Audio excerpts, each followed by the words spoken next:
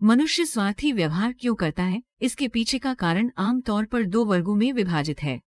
जो लोग मानते हैं कि स्वार्थ मानव स्वभाव का एक अंतर्निहित हिस्सा है और जो सोचते हैं कि ये एक चुना हुआ व्यवहार है। किसी भी तरह से आत्म केंद्रितता के प्रति हमारी प्रवृत्ति को समझने से हमें अधिक सचेत विकल्प चुनने, अपने रिश्तों को बेहतर बनाने और एक बेहतर दुनिया बनाने में मदद मिल सकती है। आखिरकार हम सभी में थोड़ा स्वार्थ होता है,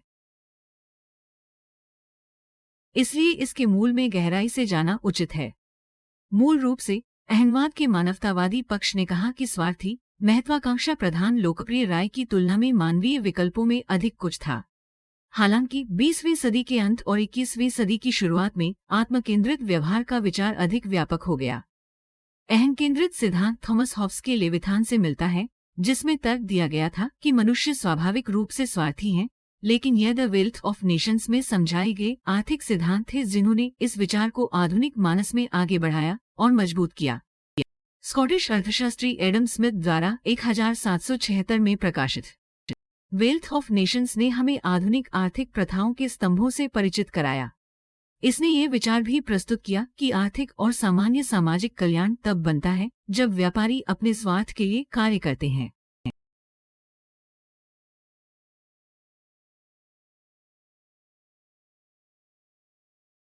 आधुनिक वाणिज्य दयालुता पर आधारित नहीं है, बल्कि अधिक लाभप्रद आवश्यकताओं की आपूर्ति करने की आवश्यकता पर आधारित है। आमतौर पर इन विकल्पों से खरीदार की तुलना में आपूर्तिकर्ता को अधिक लाभ होता है। उनके सिद्धांत ने चार्ल्स डार्विन के पसंद विकास के प्रसिद्ध सिद्धांत के साथ मिलकर आधुनिक अर्थव्यवस्था और समाज को वह रूप दिया जिसे हम अब जानते हैं।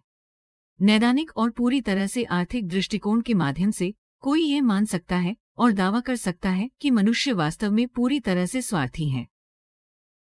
हम महत्वाकांक्षा और आत्म संरक्षण से प्रेरित हैं। उदाहरण के लिए कैदी की दुविधा को लीजिए।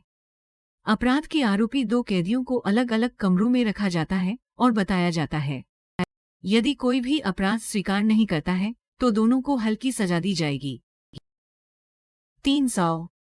यदि एक कबूल करता है और दूसरा चुप रहता है तो कबूल करने वाला घर चला जाएगा जबकि दूसरा भारी सजा काटेगा, 10 वर्ष।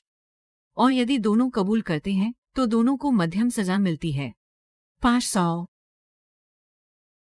किसी भी कैदी को इस बात का अंदाजा नहीं होता कि दूसरा कैदी क्या करेगा। उस स्थिति में आप क्या करेंगे? पहले आवेग में कई लोग सीधे तौर पर कबूल कर लेंगे, बिना ये सोचे कि उन्हें संभवतः 5 साल की सजा हो सकती है।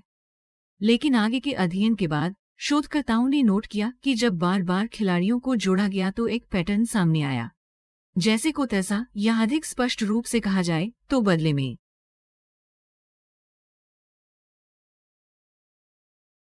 एक निश्चित बिंदु तक खिलाड़ियों की बार बार जोड़ी के बीच सहयोग करना और एक साथ काम करना फायदेमंद था। सर्वनाश के बाद की फिल्मों में भी यही व्यवहार देखा जाता है। मिसफिटों का एक समूह ज़ोंबी से लड़ने के लिए एक साथ आता है जब तक कि समूह विभाजित न हो जाए। हालांकि सवाल ये नहीं है कि इंसान कितने स्वार्थी हैं, बल्कि सवाल ये है कि क्यों हम स्वार्थी कार्य क्यों करते हैं और क्या स्वार्थी होना अधिक लाभदायक है।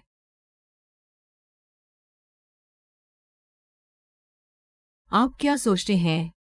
मनोवैज्ञानिक रूप से कहें तो स्वार्थ स्वयं या दूसरों में एक कथित व्यवहार है जो तब उत्पन्न होता है जब हम स्वयं को लाभ पहुंचाने की स्थिति विशिष्ट इच्छा का पता लगाते हैं और दूसरों की इच्छा की उपेक्षा करते हैं।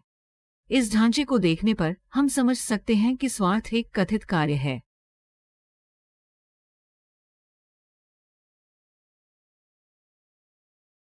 ये किसी स्थिति के अनुमानित लागत लाभ विश्लेषण पर आधारित एक त्वरित निर्णय है। यदि आप स्थिति का लाभ उठाते हैं तो आपको स्वार्थी माना जाता है और यदि आप ऐसा नहीं करते हैं तो आपको निस्वार्थ माना जाता है।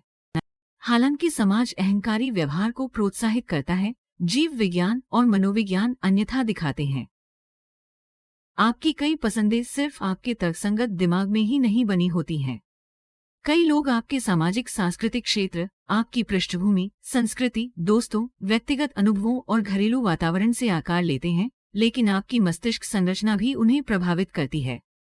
मस्तिष्क की न्यूरोप्लास्टिसिटी, साथ ही इसका इनाम केंद्र, ये प्रभावित कर सकता है कि हमारी पसंद कितनी स्वार्थी या निस्वार्थ है। शोधकर्ता सोन और गश ने पाया कि भावनात्मक प्रसंस्करण के लिए तंत्रिका वायरिंग एक मनोरोगी को एक परोपकारी या निस्वार्थ व्यक्ति से अलग करती है। विकल्प और व्यवहार, स्वार्थ या निस्वार्थता सामाजिक मस्तिष्क में निर्मित होते हैं।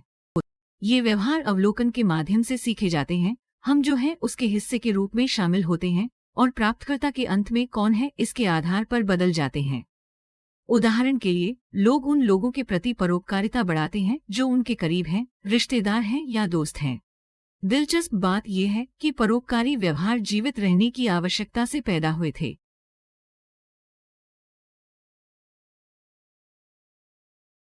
बड़े समूहों का अस्तित्व और सफलता प्रत्येक सदस्य की निस्वार्थता पर निर्भर करती थी। इसके अतिरिक्त हमारा अपना जीव विज्ञान उस व्यवहार की पुनरावृत्ति सुनिश्चित करने के लिए ऑक्सीटोसिन जारी करके इस प्रकार के व्यवहार को प्रोत्साहित करता है। तो हम निस्वार्थता और स्वार्थ में अंतर कैसे कर सकते हैं?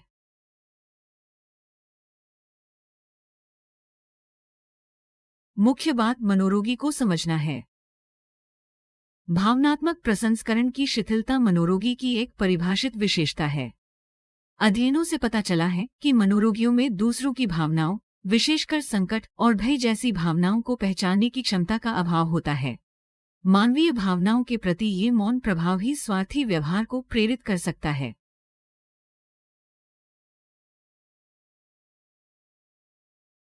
मनोरोगियों में भावनात्मक प्रसंस्करण के लिए तंत्रिका नेटवर्क और वायरिंग अक्सर निष्क्रिय होती है, इसलिए स्वार्थी व्यवहार होता है। तंत्रिका संबंधी और आनुवंशिक कारकों के साथ साथ मनोरोग के बारे में हमारी समझ हमें ये समझने में मदद कर सकती है कि मनुष्य स्वार्थी क्यों हैं। इसके अतिरिक्त विभिन्न अध्ययन इस बात में और भी कारक जोड़ते हैं कि हम मनुष्य स्वार्थी क्यों हैं। एक अध्ययन ऑक्सीटोसिन रिसेप्टर जीन की आनुवंशिक भिन्नता की ओर इशारा करता है, जबकि दूसरा अध्ययन पूर्वकाल कॉर्टेक्स की भूमिका मात्रा पर प्रकाश डालता है।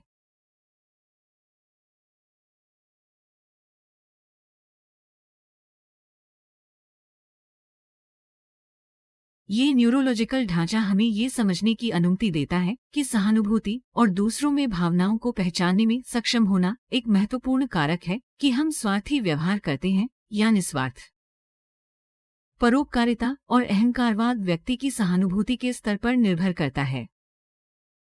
हालांकि समाज अहंकारी व्यवहार को इस तरह से प्रोत्साहित करता है जैसे वह अरबपतियों और भौतिकवाद का जश्न मनाता है, हम में से कई लोग परोपकारी होने के लिए तैयार हैं, क्योंकि विकास ने हमें दिखाया है कि समूह सहयोग अस्तित्व और सफलता सुनिश्चित करता है। तो असली सवाल ये है कि समाज परोपकारिता की सराहना क्यों नहीं करता? आप क्या सोचते हैं? क्या हम सब अधिक स्वार्थी या निस्वार्थ हैं? और कौन सा बेहतर है? नीचे टिप्पणी करें।